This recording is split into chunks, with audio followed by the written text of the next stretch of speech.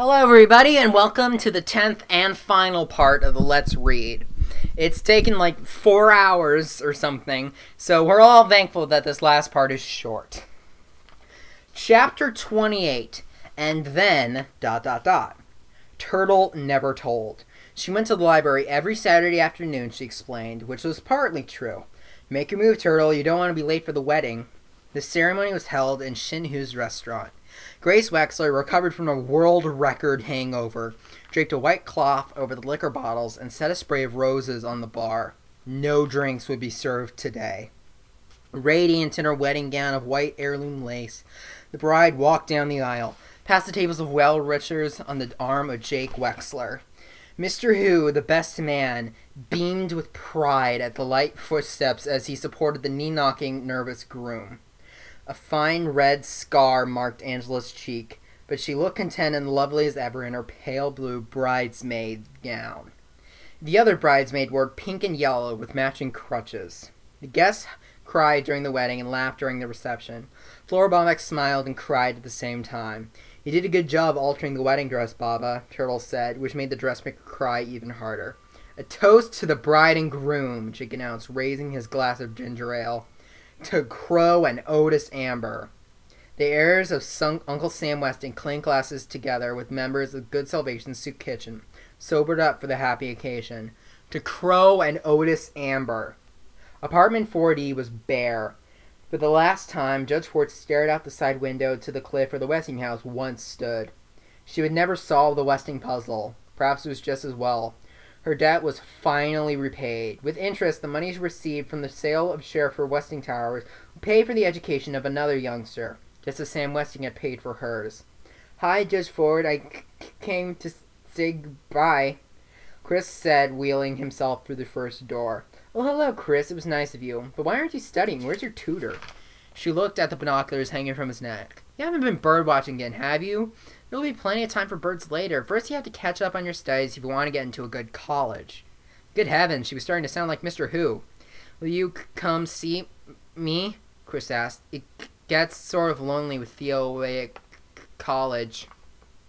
The judge gave him one of her rare smiles.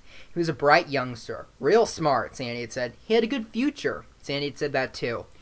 He needed her influence and the extra money, but she might smother him with her demands.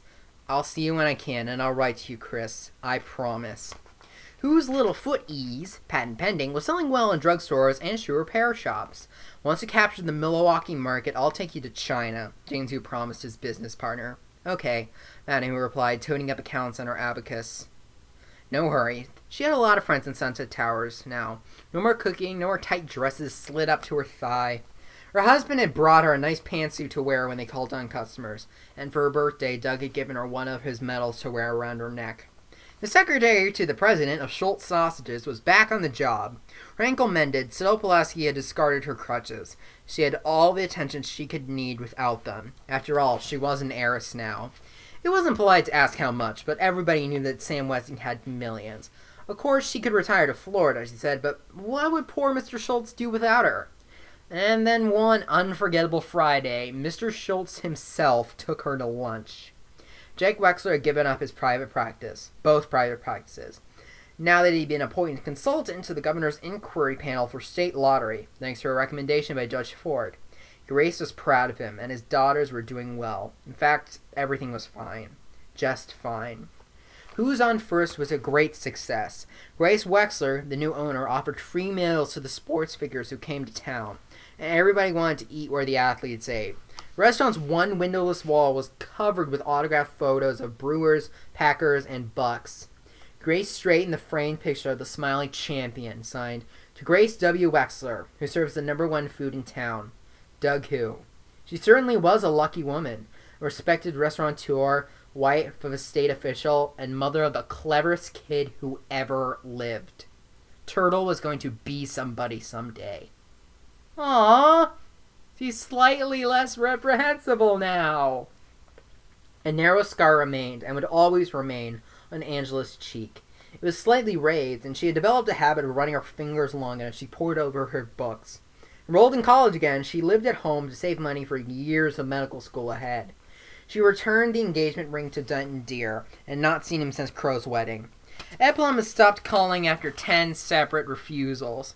Angela had neither the time nor the desire for a social life without studying, her weekly shopping date with Adele, and Sundays spent helping Crow and Otis Amber in the kitchen. Study, study, study, Turtle said. Angela saw little of her sister, who was either at school, at Flora Bombeck's apartment, or at the library. Hi, Turtle. How come you're so happy today? The stock market jumped 25 points. The newlyweds, Crow and Otis Amber, moved into the apartment above Good Salvation Soup Kitchen. The storefront mission had been renovated and expanded with the money from the inheritance. Grace Wexler had supervised the decoration. Copper pots hung from the ceiling. The pews were padded with flowered cushions and fitted with hymn book pockets and drop-leaf trays. There was meat in the soup and fresh bread every day. Chapter 29. 5 years pass. The former delivery boy danced into the Who's new lakefront home. Let's give a cheer, the Ambers are here. Otis came to celebrate Doug's victory wearing the old zippered jacket and aviator's helmet.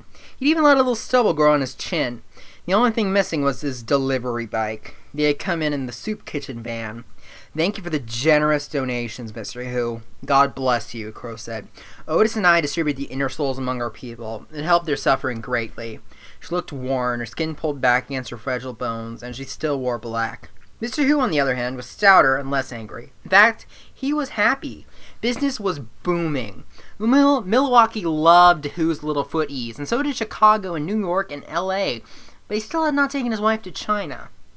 Theo Theodorakis, graduate of journalism school, cub reporter, held up the newspaper, hot off the press. Olympic hero comes home. 4 columns were devoted to the history and achievement of a gold medal winner who had set a world record for the 1,500-meter run. Theo had not actually written the article in the local hero, but he did sharpen the pencils for the reporter who did. Aw, you're so pathetic.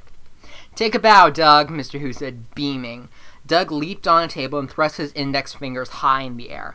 I'm number 1, he shouted. The Olympic gold medal hung from his neck. Confetti from the parade dotted his hair. The Westing heirs cheered. Hello, Jake. I'm so glad you could come, Sonny, as Madam Who was now called, said, shaking the hand of the chairman of the State Gambling Commission. Boom! Jake Wexler replied. Hello, Angela. Denton Deer had grown a thick mustache. He was a neurologist now, and he had never married. Hello, Denton. Angela's golden hair was tied in a knot at the nape of her neck. She wore no makeup. She was completing her 3rd year of medical school. It's been a long time. Remember me? Sidel Pulaski wore a red and white polka dot dress and leaned on a red and white polka dot crutch. She sprained her knee dancing a tango at an office party. How could I ever forget you, Miss Pulaski, Denton said. I would like you to meet my fiancé, Conrad Schultz, president of Schultz Sausages. How do you do? Just for it, I'd like you to meet my friend, Shirley Staver. Chris Theodorakis was in his junior year of college. Medication recently discovered kept his limbs steady and speech well controlled. He sat in a wheelchair as he always would. Hello, Shirley, the judge said. Chris has written so much about you. I'm sorry I'm such a poor correspondent, Chris. I found myself in a tangle of cases this past month. So he was a judge on the U.S. Circuit Court of Appeals. Chris and I were both chosen to go on a bird-watching tour in Central Africa this summer, Shirley said. Yes, I know. For old time's sake, Grace Wexler catered the party herself and passed among the guests with a tray of appetizers. She owned a chain of 5 restaurants now.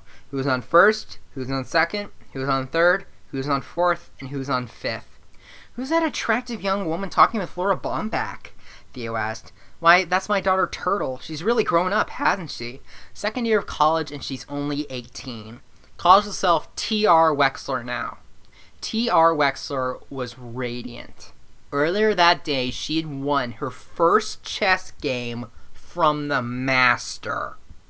Whoa. She beat Mr. Westing at chess. Whoa!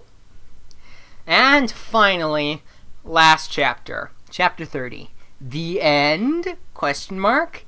Better hope it's the end. Turtle spent the night at the bedside of 85-year-old Windy Wind Kloppel. T.R. Wexler had a master's degree in business administration, an advanced career in corporate law, and served 2 years as legal counsel to the Westing Paper Products Corporation. She had made $1 million in the stock market, lost it all, and then made $5 million more. This is it, Turtle. His voice was weak. You could die before my very eyes, Sandy, and I wouldn't believe it. Show some respect. I can still change my will. No, you can't. I'm your lawyer. That's the things I get for the expensive education. How's the judge? Judge Ford has just been appointed to the United States Supreme Court. What do you know? Honest Josie Joe on the Supreme Court. She was a smart kid, too, but she could never beat me at chess. Tell me about the others, Turtle. How's poor saintly Crow? Crow and Otis are still slopping soup, Turtle lied. Crow and Otis Amber had died 2 years ago, within a week of each other. And that funny woman with the painted crutches, what was her name? Sidel Pulaski Schultz. She and her husband moved to Hawaii. Angela keeps in touch. Angela. And how's your pretty sister, the bomber? Turtle never knew that he knew. Angela is an orthopedic surgeon. Windy Windclopple was an old man, but suddenly his mind, too, was old. For the first time since the Weston game, he was wearing the dentures on his with a chipped front tooth. He turned back to his happiest time. Sandy was dying. He was really dying. Turtle held back her tears. Angela and Den Deer are married. They have a daughter named Alice. Alice, didn't Flora Bomback call you Alice? She used to, but she calls me TR now, as everyone does. How's a dressmaker, Turtle? Tell me about all of them. Flora Bomback had given up dressmaking when she moved in with Turtle years ago. Baba is well, everyone is well. Mr. and Mrs. Theodorakis, remember they had the coffee shop at Sunset Towers, they retired to Florida. Chris and his wife Shirley teach ornithology at the university. They're both professors. Chris discovered a new subspecies in his last trip to South America. It's named after him, the something Christos parrot. The something Christos parrot. I like that. And the track star, has he won any more medals? 2 Olympic golds in a row. Doug is a sports announcer on television. How's Jimmy Who's invention going? I gave him the idea now.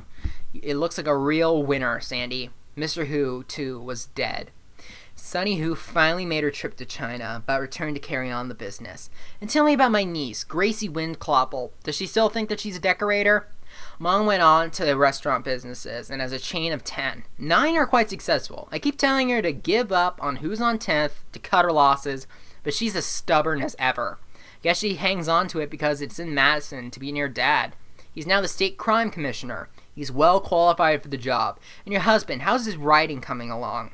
He had remembered. Theo's doing fine. His first novel sold about 6 copies, but it got good reviews. He's just about finished writing a second book. And when are you two gonna have children? Someday. Turtle and Theo had decided against having children because of the possibility of inheriting Chris's disease. If we have a boy, we'll name him Sandy, and if it's a girl, I guess we can name her Sandy too. The old man's voice was barely audible now. Did he say that Angela had a little girl? Yes, Alice. She's 10 years old. Is she pretty like her mother? Afraid not. She looks a lot like you and me. Turtle? Yes, Sandy. Turtle? I'm right here, Sandy. She took his hand. Turtle, tell Crow to pray for me. His hand turned cold. Not smooth, not waxy, just cold.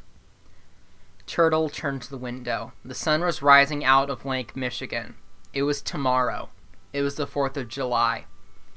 Windy Windclopple was dead, and with him died Samuel W. Westing, Julian R. Eastman, Barney Northrup, and Sandy McSuthers. And with him died a little bit of Turtle. No one, not even Theo, knew her secret. T.R. Wexler was understandably sad over the death of the chairman of the board of the Westing Paper Products Corporation.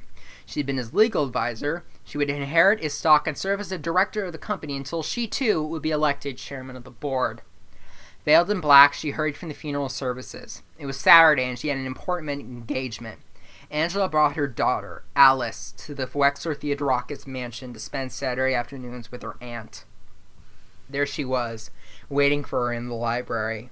Baba had tied red ribbons and one long pigtail down her back.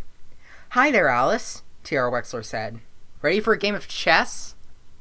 And at long last, that is the end of the book. It has been quite a journey.